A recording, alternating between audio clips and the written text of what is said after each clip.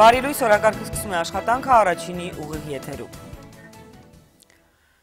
Եվ այսպես ավարտվել է Հայաստանի նախագահի երկօրյա պաշտոնական այցը Մոսկվա, Կրեմլի մեծ պալատում Սերժ Սարգսյանի եւ Վլադիմիր Պուտինի մասնակցությամբ տեղի են ունեցել բարձր մակարդակի բանակցություններ։ Երկու երկրների առաջնորդները հայ-ռուսական հարաբերությունները բնորոշել են դաշնակցային բառի բուն իմաստով կառուցված դարերի խորքը գնացող հիմքի վրա։ Նախագահ Սարգսյանի պատվին Վլադիմիր Պուտինի անունից տրվել է պաշտոնական ճաշ։ Ռուսաստանի մայրաքաղաքից Արթուր Գրիգորյանի ռեպորտաժը։ Հայաստանն ու Ռուսաստանը նշում են դիվանագիտական հարաբերությունների հաստատման 25-ամյակը։ Այս ընթացքում կնքվել է մոտ 250 միջպետական, միջկառավարական ու միջգերատեսչական պայմանագիր, եւ Ռուսաստանի նախագահի խոսքով մեր հարաբերություններն այս ընթացքում ձեռք են բերել բառի ամբողջական իմաստով դաշնակցային բնույթ։ Երկրները գործակցում են գործնականում բոլոր ուղղություններով։ Նախագահ Պուտինն ասում է, այս տարիների ընթացքում շատ իրադարձություններ են տեղի ունեցել, սակայն մեր հարաբերությունները միշտ կառուցվել են դարերի խորքը գնացող հիմքի վրա ու այդ կերպ շարունակվում են։ Наша встреча проходит также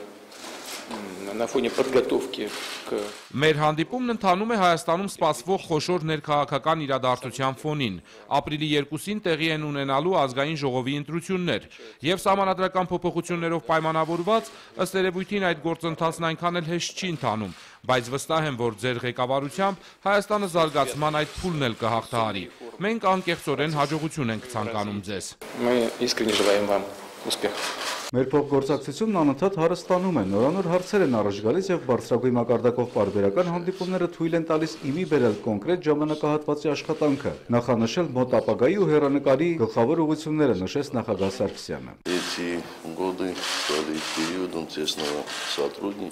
Այս տարիները դարձան սերտ գործակցության ժամանակաշրջան եւ մենք հասանք իրական դաշնակցային հարաբերությունների։ Այդպիսի հարաբերությունների բնույթն էլ թելադրում է օրակարգը։ Ես վստահ եմ, որ այսօրվա մեր հանդիպումը կլինի բովանդակալից եւ կանցնի լիակատար փոխըմբռնման մթնոլորտում։ Շնորհակալություն հրավերի եւ ջերմ ընդունելության համար։ Մինչև Վլադիմիր Պուտինի հետ հանդիպումը նախագահը այցելեց անհայտ զինվորի հուշարձան, ծաղկեպսակ դրեց ու հարգանքի տուրք մատուցեց։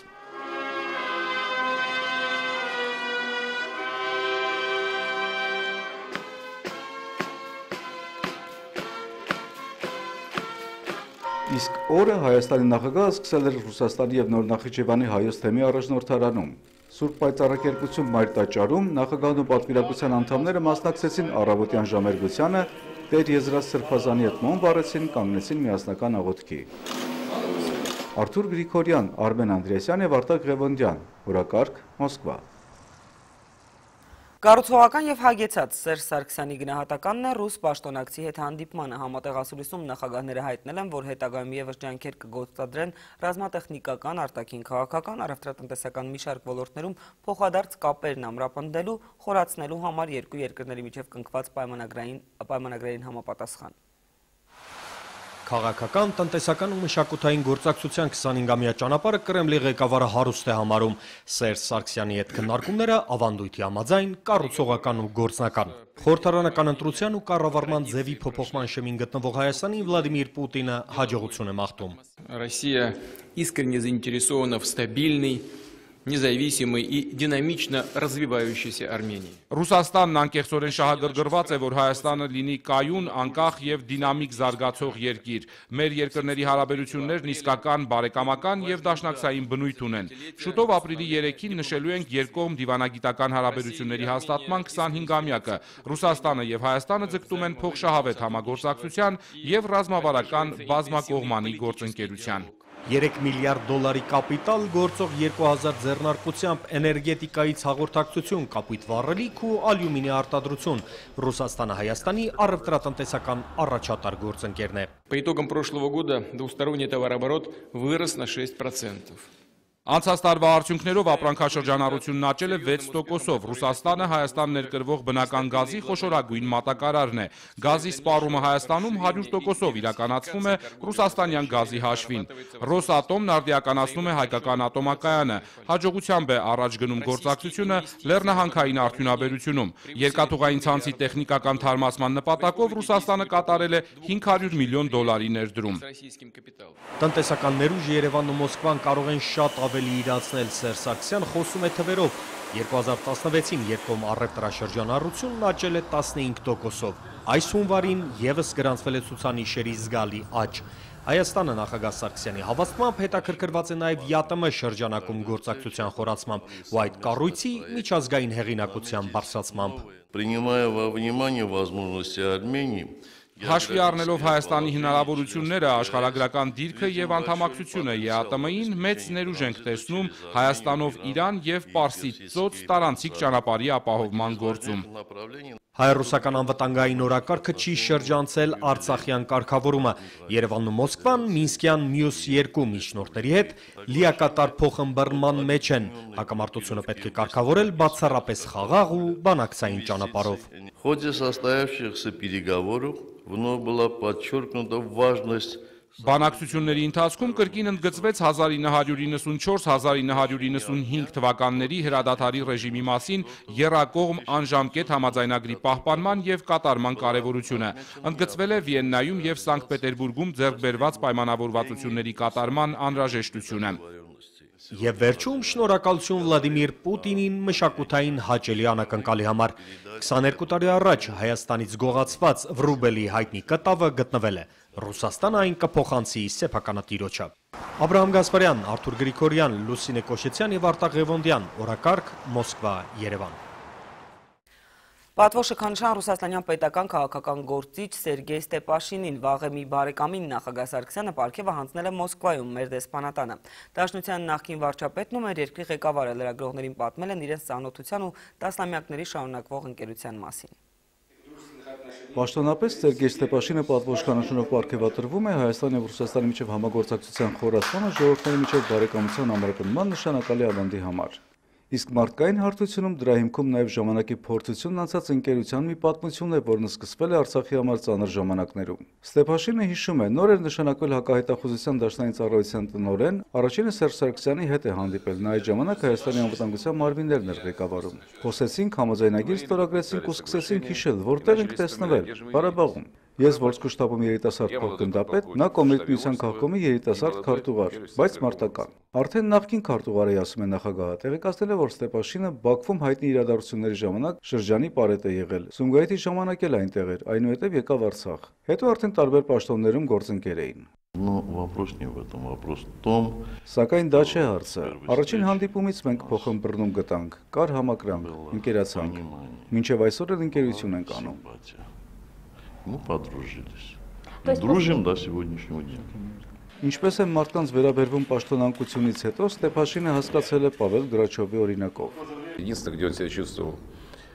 генералом армии. Միակ տեղը, որտեղ դա իրեն զգում էր բանակի գեներալ, պատերազմ տեսած ծառայած Հայաստանն էր։ Սերժ Ազատիչը մի հատկություն ունի, կարծում եմ դա բոլոր հայերին է բնորոշ, քրիստոնյա ենք բոլորս։ Հետին միտք չունի, երբ երեսի մի բան են ասում, թիկունքից ուրիշ։ Նա ընկերություն է անում ընկերների, այլ ոչ պաշտոնների հետ։ Դա է ամենակարևորն ինձ համար, ասում է Սերգեյ Ստեպաշինը։ Իսկ շքանշանի համար շնորհակալ եմ, շատ ունեմ, բայց սա առաջին հայկականն է։ Спасибо, друзья. Вам удачи. Արթուր Գրիգորյան, Արտակ Ղևոնդյան եւ Արմեն Անդրեասյան, օրակարգ, Մոսկվա։ Նախագահ Սերժ Սարգսյանը հանդիպել է նաև Ռուսաստանի կառավարության ղեկավար Դմիտրի Մեդվեդևի հետ, նրանց զրույցից մանրամասներ կհաղորդենք մեր արդեն հետագա թողարկումներում։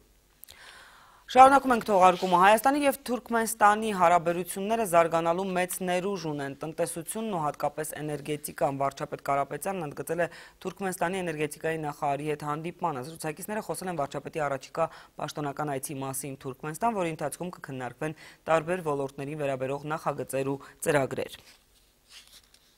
Կառավարությունը ռազմավարական խնդիր է հռչակել Հայաստանի պարենային անվտանգության մակարդակի բարձրացումը, հայտարարել է վարչապետ Կարապետյանը սննդամթերքի անվտանգությունը սպառողի իրավունք թեմայով քննարկմանը։ Համաժողովը նաև ԵԱՏՄ հյուրերի մասնակցությամբ անցկացվել է սպառողների իրավունքների պաշտպանության միջազգային օրվա առթիվ։ Մեր երկիրը շահագրգռված է, որ բիզնեսը զարգանա, ներդրումներ կատարվեն, նոր աշխատատեղեր ստեղծվեն, բայց գործարարից պետությունն անխախտ պահանջ ունի երբևէ ոչինչ չանել սպառողին վնասելու հաշվին, ասել է վարչապետը։ Մեր սպառողներին ցանկանում եմ անհանդուրժողականություն բոլոր այն հարցերի նկատմամբ, որոնք որ մեզ ուզում են։ Մենք կառավարությունից չափազանց շահագրգռված ենք, որպեսզի ծառայությունները մեր Հայաստանի Հանրապետության տարածքում մատուցվեն որակյալ եւ անվտանգ։ Պետական Թուրքի առանձնապես խոշոր չափի յուրացման փորձ է բացահայտել պետեկամուտների կոմիտեն. հարկայինի քննիչները պարզել են, որ 2014-ից մինչև 2016-ը ուղևորափոխադրումներ իրականացրած Air Armenia ավիաընկերությունը գրպանել է 1 միլիարդ դրամից ավելի գումար։ Տնտեսվարողը պետք է ինքնաթիռի տոմս վաճառելիս քաղաքացիներից գանձած պետթուրքի փողը բյուջե փոխանցել բանկային 3 օրվա ընթացքում։ Գումարները վերցրել է, բայց վճարում չի կատարել։ Air Armenia փակbaşնետիրական ընկերությունը քաղաքացիներից գանձելով պետթուրքի գումարները շուրջ 683 միլիոն 723 հազար դրամ, որը տուժ տուգանքներով կազմում է 1 միլիարդ 476 միլիոն դրամ, չի փոխանցել պետբյուջե, այլ հափշտակել է։ Կարճական շրջանում քաղաքական իրավիճակն ու ապրիլի 2-ին կայանալիք ընտրությունների նախապատրաստման ընթացքը ԵԱՀԿ-ԺՀՄԻԳ դիտորդական առաքելության ղեկավար Յան Պետերսենը քննարկել է վարչապետ Կարապետյանի հետ։ Կառավարության ղեկավարն ասել է՝ մեջբերում եմ, մեր նպատակն է անցկացնել առավելագույն արդար ու թափանցիկ ընտրություններ, վճռական ենք եւ պատրաստ բոլոր խնդիրներին արձագանքել շատ կոշտ, մեջբերման ավարտը։ Յան Պետերսենը տեղեկացրել է, որ իր գլխավորած դիտորդական առաքելությունը սերտ համագործակցում է Հայաստանի իշխանությունների հետ, քաղաքական ուժերի եւ բոլոր մյուս գործընկերների հետ։ Կատարված աշխատանքների արդյունքներով ԵԱՀԿ-ԺՀՄԻԳ-ն միջանկյալ զեկույց կներկայացնի։ Մեր երկրի խորհրդարանական ընտրություններին 180 դիտորդ կհետևի միայն ԱՊՀ երկրներից։ Երեկվանից արդեն Երևանում գործում է ԱՊՀ դիտորդական առաքելության շտաբը։ Առաքելության անդամները հանդիպել են ԿԸՀ նախագահի հետ, լրագրողներին ասել, ընտրական փոփոխությունները հեղափոխական են։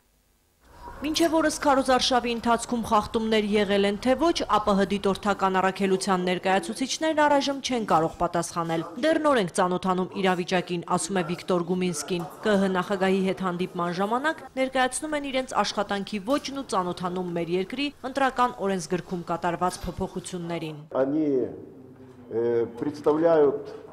собой революционные изменения. Դրանք հեղափոխական փոփոխություններ են, այլ կերպ ասած, այդ փոփոխությունները բարձրացնում են քաղաքացու ընտրելու իրավունքի դեմոկրատականությունը, արդար մրցակցության երաշխիքները։ Վարչապետ Կարեն Կարապետյանի հրավերով խորհրդարանական ընտրություններին հետևող ԱՊՀ դիտորդական առաքելության կազմում մինչև 180 դիտորդներ կլինեն, որոնցից 20-ը երկարաժամկետ դիտորդներ են։ Նրանց աշխատանքն արդեն սկսված է, մյուսները կժամանեն ընտրություններից մի քանի օր առաջ։ Основными принципами они Հիմնական սկզբունքները շարունակում են լինել ինչպես միշտ քաղաքական անկողմնակալությունը, ընտրական գործընթացին չխառնվելը եւ պետության ներքին գործերին չմիջամտելը։ Բացի նախընտրական ու ընտրական պրոցեսներին հետևելուց դիտորդական առաքելությունը հանդիպումներ է ունենալու բոլոր այն կառույցներում, ուր քաղաքացիները կարող են բողոքներ ներկայացրած լինել։ Ռուզաննա Վարդերեսյան, Տիգրան Բաբայան, օրակարգ։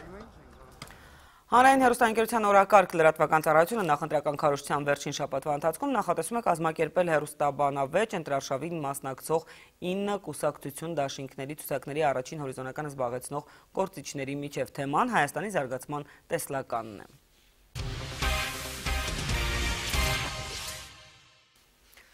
Այլ թեմաների մասին Պոլսի պատրիարքարանում հրավիրված դրմփակ ժողովում Գարեգին Բեկչյանն ընտրվել է պատրիարքական տեղապահ։ Քվեարկությունից առաջ հավակնորդ 3 սրբազաններից Սահակ Մաշալյանը հանել է թեկնածությունը Հոկուտ Բեկչյանի։ 34 հոգևորականներից Բեկչյանի օգտին քվեարկել է 23-ը, Արամ Աթեշյանը 11 ձայն է ստացել։ Հիշեցնեմ, նորընտիր տեղապահ ըստ մայրաթորում ձեռք բերված պայմանավորվածության պետք է ղեկավարեր Պոլսի նոր պատրիարքի ընտրության գործընթացը։ Երեք սակայն գործն անսպասելի ընթացք է ստացել, տեղապահի ընտրություններից հետո Ստամբուլի իշխանությունը պաշտոնական նամակ է տարածել, որով մերժում է նոր ընտրության անցկացումն ու անբավեր համարում տեղապահի ընտրությունը, հիմնավորելով պոլսահայ համայնքը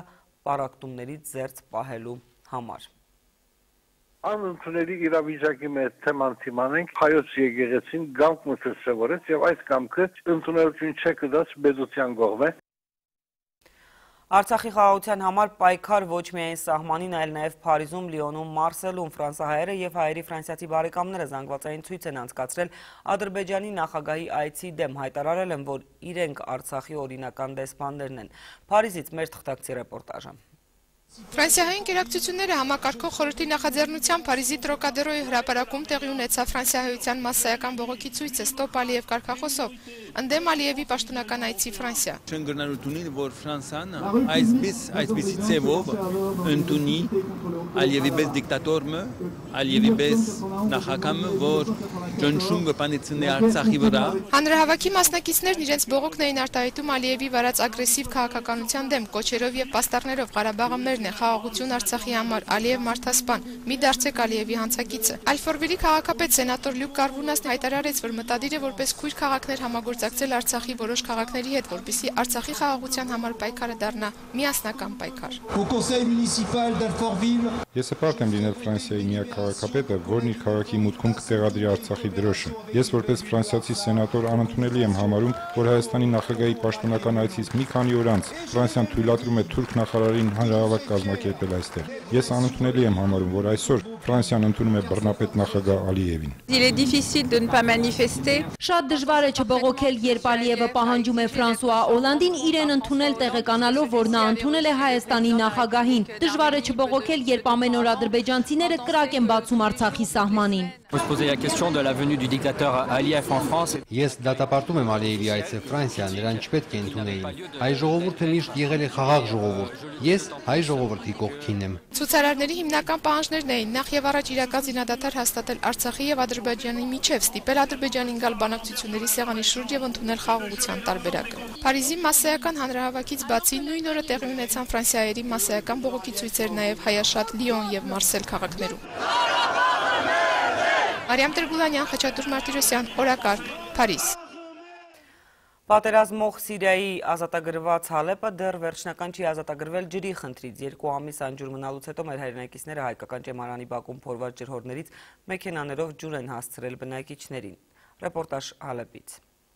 Ավելի քան 2 ամիս է ի վեր Հալեպը զրկված է ջուրի։ Հալեպի հյուսիսարևելյան շրջանի մեջ գտնվող ջրամատակարարման կենտրոնները զինյալը հապեկչական խմբավորումներու դիրաբերության ներքև անցած էին։ Մենք ունենք մեր ակումբի դղակը, որ իրենք սիրահոժար, իրենց